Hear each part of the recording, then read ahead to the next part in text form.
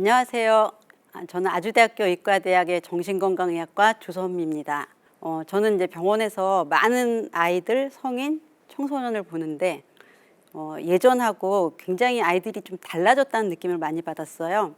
예전에는 아이들이 1학년이면 와서 지켜야 되는 규칙을 뭐 어렵지 않게 지키고 또 뭐 한 학기가 지나고 1년이 지나면 또 나이에 맞게 학년이 올라갈수록 성숙하는데 요즘은 이제 교실에서 아이들이 규칙 지키는 걸 훨씬 더 힘들어하고 또 부모님들도 규칙을 가르치는데 예전에 비하면 좀 신경을 덜 쓰신다는 생각이 들어서 사실 학교 분위기가 굉장히 많이 달라졌습니다. 학교에 보낼 자녀가 있는 분들은 제 책을 좀 읽고 초등학교에 가려면 요 정도는 하고 가야 된다. 거기에 대한 도움을 얻을 수 있으면 좋을 것 같습니다. 그냥 사실 그건 학교뿐만 아니라 이제 제가 만나는 아이들도 차이가 굉장히 많이 난 게 예전에는 이제 저학년이면 이렇게 이거 해보자 그러면은 네 이렇게 하고 하거든요. 근데 요즘은 이거 해보자 그러면은 이렇게 약간 쳐다보거나 왜요? 뭐 이런 느낌이 있어요. 그리고 이렇게 열심히 하지 않습니다. 그래서 좀 열심히 해보자 그러면은 네 이렇게 하는데 열심히 하지 않아요. 그래서 지시에 대한 수능 정도가 굉장히 많이 떨어졌다는 생각이 들고요. 밖에 나가서 엄마한테 저 선생님은 친절하지 않아. 그래서 제가 뭐 목소리나 표정이나 이런 것들을 이제 저희는 평가를 하려면은 많은 애들한테 똑같이 해야지 결과를 해석할 수가 있거든요. 누구한테 더 친절하거나 덜 친절하면 안 되는데 이렇게 좀 중립적으로 하면은 좀 불친절하다는 얘기를 가끔 듣습니다. 그래서 제가 느끼는 건 아이들이 굉장히 뭐랄까 정서적으로 대접을 받는다 그래야 되나? 정서적으로 이렇게 부모님들이 굉장히 긍정적인 정서 속에서 칭찬을 많이 하면서 키우시는구나 하는 거랑 규칙을 지켜야 된다는 걸 이렇게 강하게 가르치지는 않는다. 이 두 가지를 깨달았습니다. 뭐 일단 저는 이제 아이들이 누군가한테 괴롭힘을 당하거나 맞거나 이렇게 할 때 부모님들한테 좀 정리를 해드려요. 예를 들면 이제 우리 애가 3학년이 됐는데 어떤 애한테 맞았어. 근데 이 자체는 이제 부모님한테 굉장히 중요한 사건이죠. 뭐 학교 폭력이기도 하고. 근데 일단 아이에 대해서 파악을 하시는 게 중요한데 그 문제가 된 아이가 그 반의 애들을 대다수 이렇게 괴롭힌다. 이러면 이제 우리 애가 문제가 아니라 그 아이가 문제예요. 근데 어떤 아이가 우리 애만 괴롭힌다든지 다수의 아이가 우리 애만 괴롭히면 그건 이제 우리 아이가 뭔가 적응에 어려움이 있다는 거거든요. 그래서 이렇게 괴롭힘을 당할 때 사실 괴롭히는 아이를 통제할 수 있는 건 교사하고 부모밖에 없거든요. 그래서 이제 저학년인 경우에는 이제 당연히 부모님한테 얘기해서 그런 행동이 중단되도록 하고 이제 어머니들이 얘한테 이제 사과를 받으면 얘가 치유가 될 거야 이렇게 생각을 하는데 제가 현장에서 보니까 이제 누가 가해자고 누가 피해자고 뭐 어떤 벌을 준다 할 때까지 시간이 굉장히 길게 걸려요. 그리고 그 사이에 때린 아이 부모님이 와서 봐달라 그래야 되나? 이제 어쨌든 잘 얘기로 이제 해결하자거나 이제 이렇게 해서 시간이 길게 가면서 부모님하고 아이하고 같이 스트레스 상황에 오래 노출이 됩니다. 그리고 그 아이가 전학을 가면 괜찮은데 전학을 안 가면 그 반에 계속 같이 있어야 되거든요. 그럼 이제 남은 기간들을 이제 이 아이가 지내는데 사실 엄마는 집에 계셔서 잘 모르지만 훨씬 적응하는데 어려움이 될 수 있어서 이제 가급적 문제의 원인을 파악하고 우리 아이를 최대한 위로해주고 뭐 보듬어주고 선생님도 도와주고 이렇게 해서 빨리 교실에서의 적응력을 회복시켜주는 게 중요하지 사실은 가해자 피해자를 해갖고 벌을 준다? 이거는 제 생각에는 이 방법밖에 없을 때 아니면 정도가 너무 심할 때 이럴 때 쓰는 방법이라는 생각이 들어요. 뭐 일단 학교 가기 전에 뭐 유치원을 같이 다닌다거나 뭐 학원을 같이 다닌다거나 때 되면 이제 가족끼리 뭐 놀러 간다거나 이제 뭐 이런 거를 통해서 이제 몇 명의 친구를 만들어 줄 수는 있어요. 만들어 줄 수는 있는데 이때 아이들은 부모의 친분 관계에 의해서 이제 모이기 때문에 쟤가 나랑 맞나 안 맞나 이런 것들을 이렇게 깊이 경험할 시간은 없습니다. 근데 이제 초등학교에 가면 친구들이 많아져요. 친구들이 많아지면 나하고 더 맞는 애가 있을 수 있거든요. 근데 이제 이렇게 부모님들이 단짝 친구를 만들어주면 얘는 얘랑 단짝 친구라고 생각하는데 얘는 딴 애가 더 좋은 거예요. 이럴 때 굉장히 심각한 갈등이 생깁니다. 그리고 이제 1학년에 들어가면서 학교 생활을 하면 아이들이 부모가 보는 거하고 굉장히 다른 행동을 해요. 친구들끼리 있을 때는.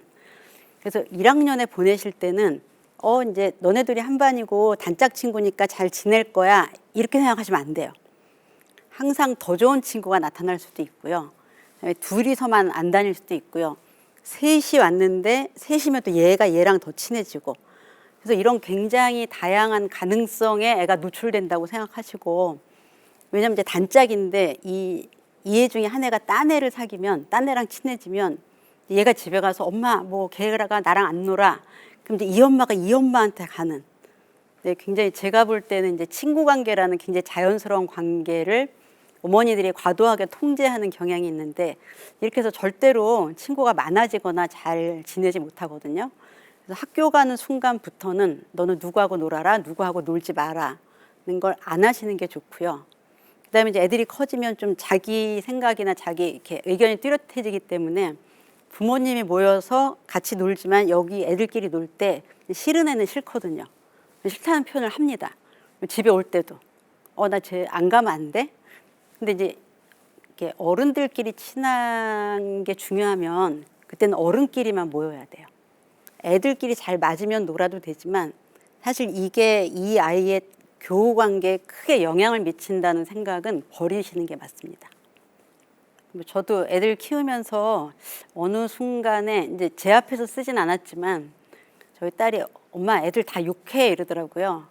그래서 욕을 왜 해? 했더니 다 해. 그래서 설마 다겠어라고 생각은 했으나, 이를테면 이 아이가 그 학급에서 뭐 5명이랑 친하다. 근데 그 중에서 이제 대부분 한다.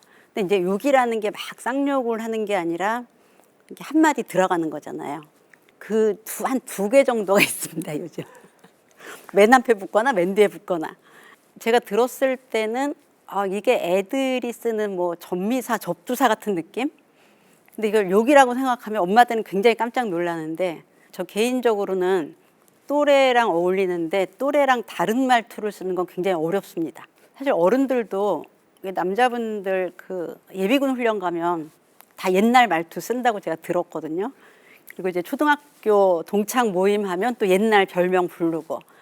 그러니까 이제 언어라는 게 한편 그 사람의 뭐 예의나 품위를 보여줄 수도 있지만 또 관계를 다지는 응집력의 하나의 그 요인이 될 수도 있거든요. 그래서 저는 제재를 할 수는 있지만 애들이 제재되지는 않는다고 생각해요. 제 딸이 이제 그랬는데 집에서는 하지 마.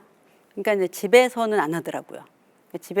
집에서는 하지 말라고 하는 건 얘한테 상대를 가려서 해. 뭐 이를테면 어른한테는 하지 말고 모르는 사람한테는 하지 말고 딱 그런 식으로 이제 대화하는 그 친구들하고만 해. 이제 요렇게 가르치는 거거든요. 그래서 우리가 상황에 따라서 이제 다른 모습을 보여주는데, 이게 어떤 상황에서는 이게 되고 안 되는 거를 또 구별하는 것도 굉장히 중요하거든요. 왜냐하면 이제 청소년기 되면 말이 거칠어지는데 어떤 한 해만 굉장히 점잖게 얘기하면 그것도 좀 상황에 안 맞는 거거든요. 욕이라고 생각하지 마시고 그 나이 또래 애들이 하는 뭐 약간 비속어, 뭐 우리도 한때는 했던, 근데 얘가 지금 요즘 어울리는 애들이 좀 이런 식으로 말하나 보다. 근데 그런 애들이 더 불량한 건 아니거든요. 제가 2애를 키워보니까 좀 어떤 때는 좀 더 일찍 하고 어떤 때는 좀 늦게 하고 뭐 이런 차이만 있어서 너무 과민하지 않으셔도 되고요. 그냥 어디에서는 조심해. 저한테 그럼 혼내려고 그랬거든요. 근데 이게 안 하더라고요. 그래서 그 정도로 얘기하시면은 그렇게 큰 문제는 안 될 거라고 생각해요. 일단 놀이를 할 때 부모님들이 얘하고 나하고 동격이라고 생각을 하는 것 같아요. 그러니까 뭐 이거 틀렸잖아. 그러면 봐줘. 뭐 이제 이렇게 얘기를 하는 게 이제 뭐 재미가 있을 수는 있겠죠. 그러니까 이제 너랑 나랑 똑같아라는 마음으로 하면 이제 아이가 아빠랑 나랑 똑같아, 엄마랑 나랑 똑같아 이렇게 여기거든요. 그래서 이제 놀이 상황에서 이제 그런 식으로 얘기를 하게 되는데, 이제 이런 놀이 시간을 많이 갖게 되면은 놀이 외에도 그러거든요. 근데 이제 그 장면을 벗어나면은 바로 원래 부모 모드로 돌아가야 됩니다. 그러니까 애들은 환경에 되게 민감하기 때문에 부모가 뭐 아빠가 이렇게 했는데 봐줘 뭐 이렇게 되면은 그게 친구 말투잖아요. 그럼 그냥 바로 친구가 되는 거거든요. 그래서 저는 아이하고 놀아줄 때 부모가 그렇게까지 얘 나이까지 안 가셔도 된다고 생각하고요. 어쨌든 얘보다는 이제 좀 더 분별력 있고 좀 언어도 가릴 수 있는 그런 존재였다가 놀이가 끝나면 원래대로 돌아가시는 게 좋을 것 같아요. 그리고 이제 옛날에는 놀아주면은 이제 아빠가 이렇게 공 던져주면 애가 빵 차고 잘했어 이제 이렇게 하는데 이제 그때는 거기 애들이 이렇게 버릇없이 말하거나 버릇없이 행동할 만한 여지가 없거든요. 근데 요즘은 이렇게 훨씬 더 부모님들이 이렇게 퇴행된 형태로 놀아주시는 거 아닌가. 별로 좋지 않습니다. 왜냐하면 이제 나중에 부모의 통제가 안 먹히거든요.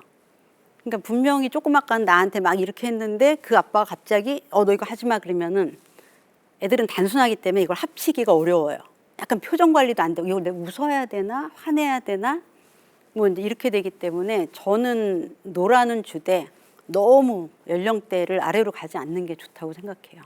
일단 기준을 어디에 두냐보다 이제 요즘 많이 하는 놀이가 엄마들이 역할 놀이를 한다고 이제 애하고 엄마하고 이제 각자 역할을 맡아서 하는데 요즘 아이들이 하는 역할 놀이의 특징은 본인이 다 정합니다. 나는 뭐 여왕이고 엄마는 공주야 뭐라든지 이렇게 하고 그다음에 멘트를 정해요. 내가 이렇게 말할 테니까 엄마는 이렇게 말해. 그러니까 이제 이건 역할 놀이지만 역할이 아닌 거죠. 엄마는 약간 꼭두각시처럼 저는 이거를 역할놀이라고 생각 안 하고 공상놀이라고 봐요. 근데 공상은 내 맘대로 다 할 수 있는 거잖아요. 그러니까 이제 이 놀이를 계속 하다 보면은 이 엄마라는 존재의 어떤 개별성, 권위 뭐 이런 것들이 굉장히 약화됩니다. 어떤 애들은 놀이에서 함부로 하던 걸 이제 그대로 하기도 하거든요. 역할놀이를 할 거면 나는 뭐 선생님 할래? 그러면 엄마가 그래 그럼 내가 학생 할게 하고 이제 내 얘기를 해야 되는 거죠. 그러니까 그 역할놀이 때문에 이제 굉장히 저는 이 사회성도 많이 미숙해졌다고 생각하고요. 그다음에 이제 아빠들은 제가 볼 때 뭐 보드 게임을 했어. 근데 애가 지면 너무 싫어해. 그럼 이제 져주고 이제 뭐 어떻게 하다가 얘가 기분이 상하면 너무 달래주는 것 같아요.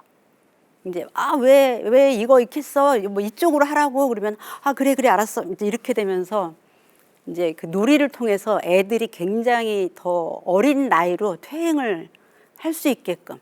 그래서 놀이를 하는데 네가 기분이 좋아야지 이런 마음. 그다음에 놀이를 하는데 네가 원하는 대로 해야지. 이러면서 문제가 많이 생기는 것 같아요. 저학년 때는 뭐 골고루 경험하게 해준다, 골고루 체험하게 해준다. 그래서 뭐 어디를 많이 데려가기도 하고 뭐 바이올린 하면 바이올린 시켜주고 피아노 하면 피아노 시켜주는데요. 사실 굉장히 오해입니다. 왜 오해냐면은 나 피아노 치고 싶어. 근데 이제 우리들은 부모님들은 피아노를 얘가 배우고 싶다고 착각하는 거죠. 근데 얘는 쳐보고 싶은 겁니다. 그러니까 배우려면 시간을 들여서 그거를 꾸준히 힘들어도 참고 해야 되거든요. 근데 애들이 이거를 딱 하겠다고 했을 때 엄마 나는 기꺼이 시간을 들여서 노력해서 이걸 잘할 때까지 할 거야. 이거는 아니라는 거죠. 그러니까 수영도 수영장에 들어가고 싶어지 그 물 먹어가면서 수영을 배우고 싶은 건 아니에요. 그러니까 이제 이거 저거 하면은 많은 분들이 우리 애는 예체능에 관심이 많았는데 뭐 발레는 발레복을 입어보고 싶다거나 그냥 이런 거거든요. 그러니까 이제 한두 달 있으면 이제 조금 상급반으로 가려면 힘든 걸 참아야 되잖아요. 대부분 그때 아이들이 이제 떨어져 나가고요. 그다음에 이제 늘 그 시간에 가는 게 힘들기도 하고. 그러니까 이제 관심이 골고루 다 한 바퀴씩 도는데 대부분 그냥 노는 시간이라고 생각하시면 되고요. 뭘 하는 시간이 아니에요. 그냥 노는 시간이에요. 근데 이게 이제 학교 갔다 집에 와서 또 어디 학원을 가서 노는 게 그러니까 예체능을 하는 게 아니라고 내가 했을 때 이걸 내가 꼭 시킬 건가? 이렇게 결정을 하셔야 되고요. 근데 이제 그렇게 계속 이거저거 두세 달씩 하는 거는 뭐 사실은 배우는 것도 아니고 그렇기 때문에 이제 아마 정리를 안 하면 돈이 많이 들어갑니다. 네, 그리고 거기다가 학습까지 집어넣으면 애들이 너무 바빠요. 체험을 하는 건 해보고 싶어 한번. 바이올린 줄을 한번 당겨보고 싶어. 그림을 한번 이렇게 물감으로 칠해보고 싶어.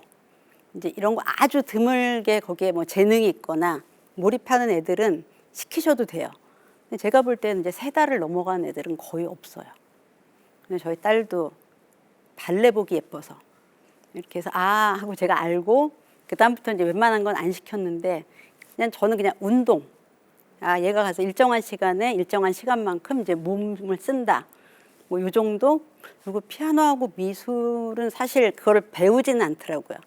그래서 그쪽은 부모님이 특별히 내가 좀 이걸 시키고 싶은 게 아니라면 이걸 통해서 배운다거나 그 악기가 뭔지를 본질적으로 이해한다거나 이거는 아니라는 거를 예, 기억을 해두시면 빨리 적당히 정리를 하실 수 있을 것 같아요. 아, 사실 그런 애들이 전국에 엄청 많습니다. 예, 근데 이제 고학년이나 이제 사춘기쯤 되면은 이제 아이들이 그 청소년기에는 이제 자아 정체성을 만들고 어쨌든 내가 좀 더 나은 사람으로 보이기 위해서 완전히 이제 온 정신력을 다 기울이거든요. 그러니까 남자애들은 뭐 예전에 프로게이머 그리고 이제 아이돌은 사실 최고죠. 애들이 이렇게 보기에. 그거는 이제 핵인싸 중에 핵인싸죠. 난 정말 인기 있고 정말 핫한 사람이 되고 싶어 하는 그거고. 근데 이제 얘네들의 특징은 이게 현실적으로 가능한지 아닌지를 모른다는 겁니다. 그러니까 열심히 하는 게 맞죠. 그러니까 하겠다 그러고 꼭 할 것처럼 하고 뭐 이렇게 가려고 그러고. 이제 굉장히 정상적인 발달 과정인데 이제 여기서 뭐 너는 뭐 재능도 없어 보이고 뭐 쉬운 일이 아니고 뭐 경쟁률이 이렇게 하는 거는 그냥 발달 과정에 안 맞는 피드백인 거죠. 그래서 그냥 잘한다 못한다에 굳이 하지 마시고 돈을 쓰거나 진학을 뭐 이렇게 특별히 그거를 위해서 하는 게 아니라면 어느 순간 이제 그냥 줄어들거든요. 그다음에 이제 제가 본 아이 중에 하나는 그 엄마 오디션을 데리고 갔어요. 갔다 오면서 이제 현실감이 팍 든 거죠. 아빠 엄마 나는 그냥 공부할게. 그래서 그냥 어린아이들이 뭐 이렇게 공상 속에 뭐 대장이 되거나 공주가 되는 것처럼 청소년기에는 또 내가 되고 싶은 내가 있는데 아이돌은 노래하고 춤추는 거잖아요. 그리고 그거는 일상에서 이제 크게 해보기 어려운 게 아니거든요. 그리고 이제 좀 하면은 친구들끼리 야, 너 잘한다. 그럼 이제 아이돌 될까? 뭐 이제 이렇게 하는 거라 그냥 일반 중학교를 잘 보내시면 될 것 같습니다.